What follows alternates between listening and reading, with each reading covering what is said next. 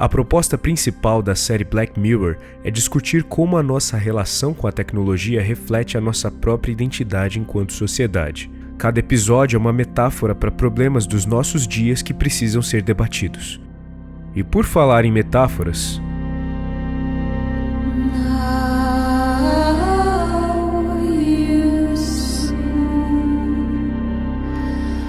All that I can be,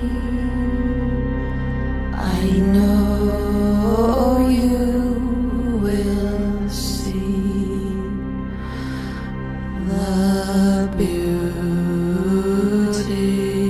of me.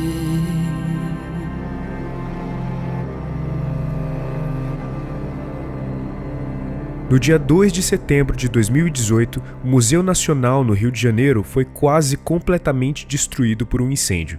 A única coisa que sobrou foi o prédio mesmo. E ainda assim, no ápice do incêndio, acharam que até ele poderia desabar. 20 milhões de itens foram perdidos, entre os quais estavam o crânio da Luzia, o ser humano mais antigo encontrado nas Américas, esqueletos de dinossauros e pterossauros e materiais de paleontologia em geral que ainda estavam sendo estudados, peças do reino africano de Daomé, 700 peças de antiguidades egípcias. Da parte da linguística, perderam-se documentos, fotos, gravações em línguas sem falantes vivos, o único registro datado de 1945 do mapa étnico-histórico-linguístico com a localização de cada etnia do Brasil. São coisas muito valiosas. É claro que nas redes sociais a manifestação é de luto. Pode parecer exagero para alguns, mas os itens que o museu abrigava não eram só coisas que a gente pode comprar de novo. Eram artefatos únicos. Não dá para substituir, não dá para restaurar, não dá para trazer de volta. Como o Pirula, cientista e youtuber, disse, a sensação é de perder mais do que um parente, é de perder a família inteira. Nesse sentido, esse infeliz acontecimento me lembrou o episódio Be Right Back, da segunda temporada de Black Mirror. Nesse episódio, Marta e o seu marido Ash se mudam para a casa onde ele passou a infância para que eles comecem uma nova fase na vida. Assim que chegam, o Ash pega um porta-retratos com uma imagem de si mesmo quando criança e conta a história de como sua mãe levou para o sótão todas as fotos do irmão e do pai falecidos, porque não conseguia lidar com aquelas perdas. Infelizmente, o Ash acaba tendo o mesmo destino de seus familiares e morre tragicamente, deixando a esposa sozinha e sem saber ao certo como seguir em frente. Até que um dia, uma amiga dela apresenta um serviço que é tão impressionante quanto bizarro. A ideia seria alimentar uma inteligência artificial com informações sobre a pessoa falecida para poder manter certo contato com ela através daquele programa. A princípio, a Marta rejeita completamente a ideia, mas aos poucos vai cedendo e começa a utilizar o software, fornecendo informações sobre as redes sociais, e-mails, mensagens do marido. O programa assimila tudo isso e começa a interagir com ela, tentando responder como ele responderia. Mas ainda assim, não é suficiente.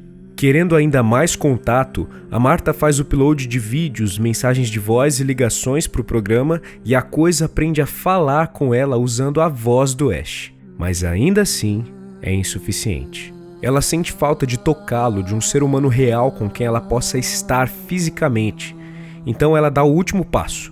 Um tipo de robô orgânico idêntico a ele, com as mesmas memórias e as mesmas informações sobre a sua personalidade. Mas adivinha? A partir daí, ela decide trancá-lo no sótão por anos porque não consegue mais suportar a ideia de que não importa quão perfeito ele seja, jamais será o seu marido. Assim como a mãe dele antes disso não conseguia olhar para as fotos porque sabia que elas eram apenas representações das pessoas que ela realmente amava e que já não estavam ali. Assim como não importa quantas fotos da coleção reunamos, quantos textos a respeito dela escrevamos, quanta informação dela tenha sido armazenada em dados, acabou. O máximo que um dia poderemos ter é uma sombra difusa do que foi o Museu Nacional. Mas é importante não esconder essa memória no sótão, ainda que ela nos perturbe. É importante olhar diretamente para essas chamas e deixar que elas queimem o nosso coração enquanto nos lembramos do que era o museu e do que ele representava. E a partir desse diálogo doloroso entre saudade e desesperança, a gente pode fazer uma coisa que é muito natural no processo do luto: questionar. Por que o Museu Nacional pegou fogo? Em seu livro Arqueologia da Violência, Pierre Clastres escreveu que a sociedade industrial, a mais formidável máquina de produzir, é por isso mesmo a mais terrível máquina de destruir. Raças, sociedades, indivíduos, espaço, natureza, mares, florestas, subsolo, tudo é útil e tudo deve ser utilizado. E ele ainda complementa, dizendo que as sociedades dos séculos passados que não se rendiam a esse tipo de vida, geralmente eram exterminadas literalmente ou culturalmente, que é o que nós chamamos de etnocídio. Em outras palavras, tudo que não representa lucro imediato ou é absorvido ou exterminado pelo sistema. A gente vive em um mundo onde tudo tem a ver com lucro e quem não faz parte dessa máquina de dinheiro se torna descartável. E é isso que aconteceu com o Museu Nacional. Era visto como algo desimportante e sem valor e por isso não tinha investimentos. Ninguém se preocupou em proteger aquele patrimônio. Retendo os recursos que viabilizariam a manutenção do lugar, impedindo uma tragédia que estava mais do que anunciada, mataram o Museu Nacional. Não com um tiro na testa da noite pro dia, mas mataram de fome durante décadas, o que é muito mais cruel. Os recursos não chegaram ao museu porque as pessoas que os administram simplesmente são ignorantes demais para entender que existem outros valores muito mais importantes para a humanidade do que o dinheiro. Aliás, o dinheiro nem tem valor nenhum. Como disse o Adam Smith, todo dinheiro é uma questão de crença.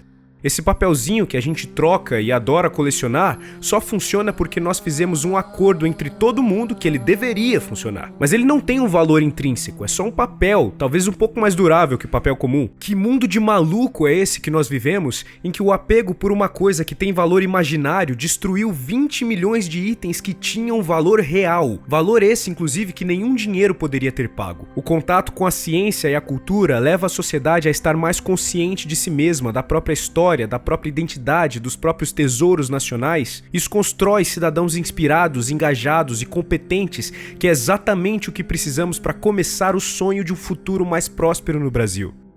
Mas quem pensa em dinheiro não pensa em futuro. Quem liga para tornar a nossa sociedade culturalmente consciente, diversa e produtiva? A verdade é que cultura nunca vai ser uma prioridade para o brasileiro porque ele não pode vendê-la. É uma realidade dura e vergonhosa. Eu sei. Mas não desvie seu olhar disso, porque esse, infelizmente, é o nosso espelho preto.